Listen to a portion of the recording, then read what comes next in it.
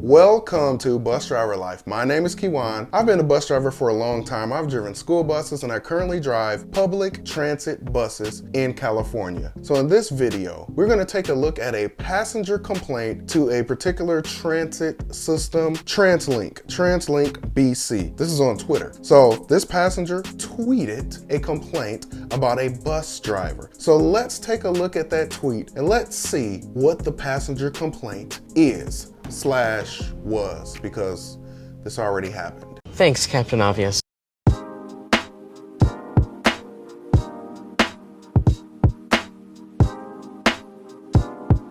So Chrissy 3040 at Translink, horrible service 22, stop 58529, driver at 11:30-ish. So they got the stop number and everything. I have injured knee, I can't run. The driver didn't wait long enough for me to get to the bus. Wait a minute.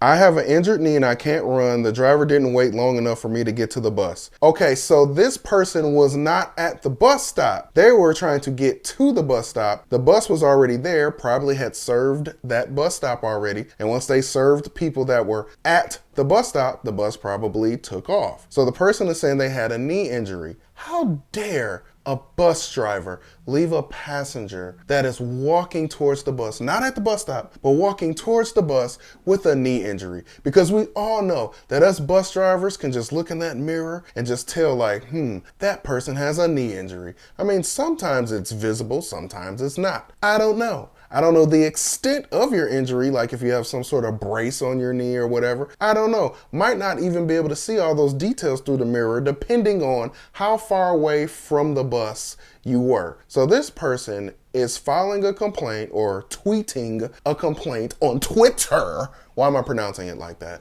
They're complaining about a bus leaving them, but they were not at a bus stop. So did the bus really leave you? Because you can only be left at a bus stop if you are at a bus stop. You ain't lying. Anyway, let's continue reading. Not first time it happened. Oh, so this has happened before, I guess. Okay, maybe someone needs to get to the bus stop earlier. And if you have an injured knee, you have to allow a little bit of extra time because public transportation serves everybody, not just one specific person. So if someone does have an injury, and I know it may sound harsh to some of you out there, but if you have an injury or something that's causing you to move a little slower, you have to allow a little bit of extra time so that you can get to where you need to get on time. That's even if you're not using the bus or the train. If you're driving your own car, your own vehicle, and you have some sort of injury and it's causing you to move slower, you have to get up 10-15 minutes earlier in the morning to get out to your car earlier because it's going to take you longer to walk from your house to your car and probably from your car to your job or school or whatever. So that's really not an excuse that you had an injured knee. That specific driver never respect the stops, times, plus horrible manners / driving skills. Well, how would you know about the horrible manners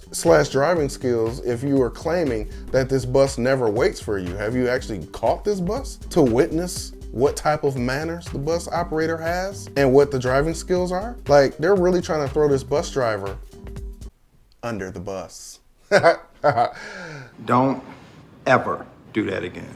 So this is a tweet to the bus company, and let's see what Translink BC tweeted in response to this passenger complaint. Translink BC said, "I'm sorry for your experience. Drivers pick up as long as customers are at the pole," meaning the pole that the bus stop is connected to generally, "not running / walking to the stop or sitting on a bench." Wow. So drivers pick up as long as customers are at the pole or at the stop, not running / walking to the stop or sitting on a bench. And as long as bus is in service and not full. Buses only pick up if you're standing at the pole. Hope you were able to catch the next bus.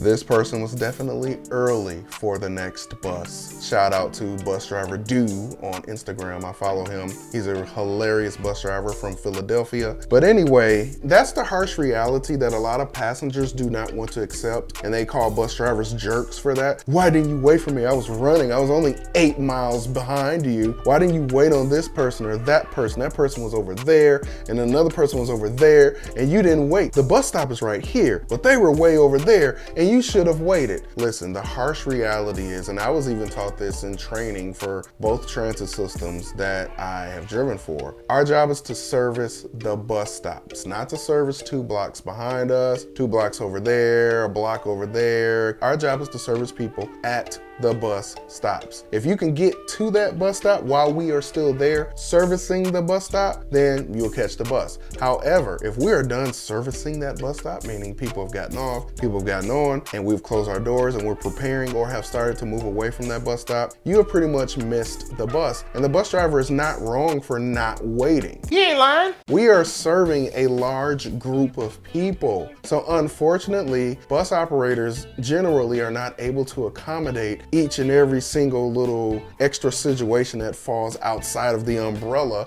of people standing at the bus stop. So if you're not at the bus stop, that bus driver is perfectly entitled to leave so that they can keep the schedule moving. People have connections and transfers they're trying to make on the bus, and a lot of them got there on time. And here's another thing, most of the time, especially during peak hours or rush hour, the buses are already running late most of the time due to traffic and so many people riding at the same time. So if they're already running late and you are still not at the bus stop on time, and you had a few extra minutes to still get there because the bus was running a few minutes late and you still missed it, you can't be upset at the driver. That's your fault.